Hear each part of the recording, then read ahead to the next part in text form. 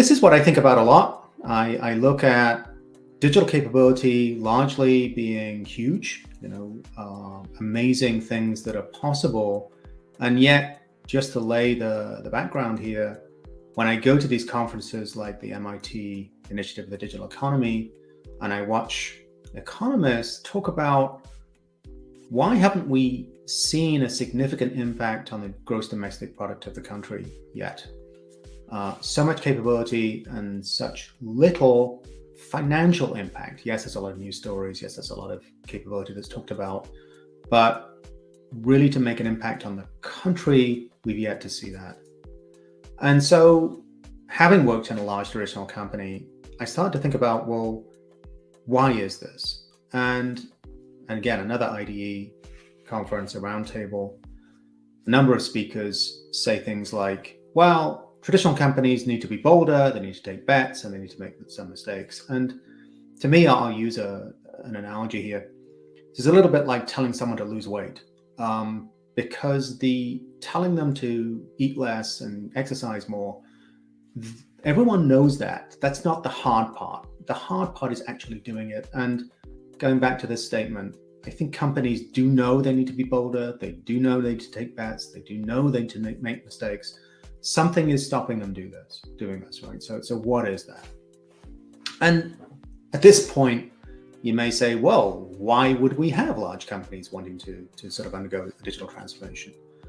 And I'm trying to depict on the left there that big companies have a huge amount of assets. They have factories, they have people, they have large R&D budgets. They have an incentive to innovate. And yet it's hard, right? So moving from that left picture to the right picture, it's very tempting to say, well, all you have to do is produce this digital product. The solution may not be physical. That actually has a tremendous advantage if you think about it. We don't have to manufacture it. We can scale it more easily. We're not limited to raw material supply. We can distribute it more easily. We're not limited to distribution channels. And we actually have a smaller environmental footprint because we're not consuming stuff and that stuff doesn't get thrown away. On top of that, when we start working with cloud service providers like AWS and Microsoft, they are very, very capable and more than willing to help us.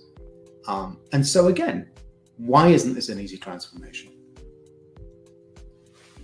So I think, and this is not an exhaustive list, but I think these four tend to hit what I've experienced as being the biggest issues. First of all, the senior leadership, and you have to get senior leadership involved. If you think about how they became senior in the company, it was because they were the most invested in the old way of doing things.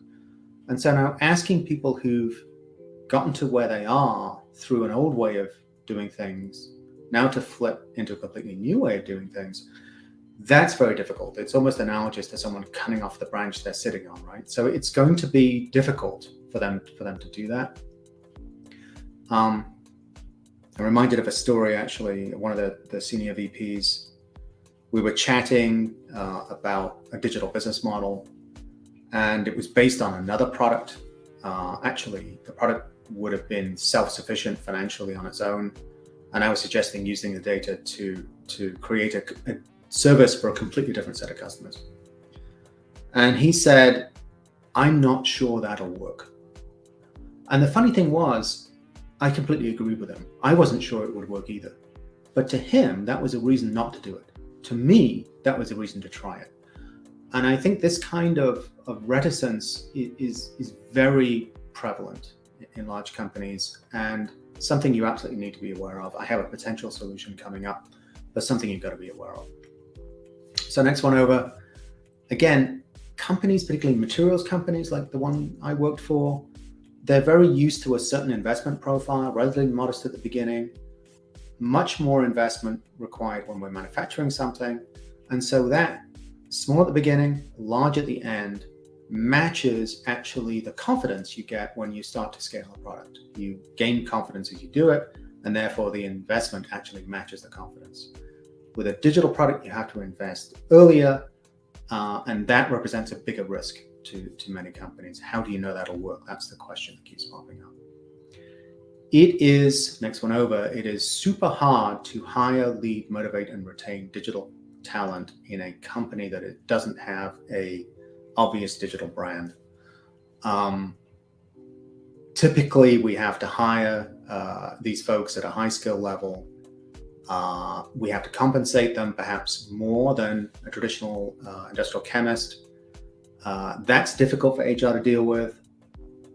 When we try and promote these folks, they don't have the same kind of track record in the company than their sort of, let's say, more traditional industrial chemists have.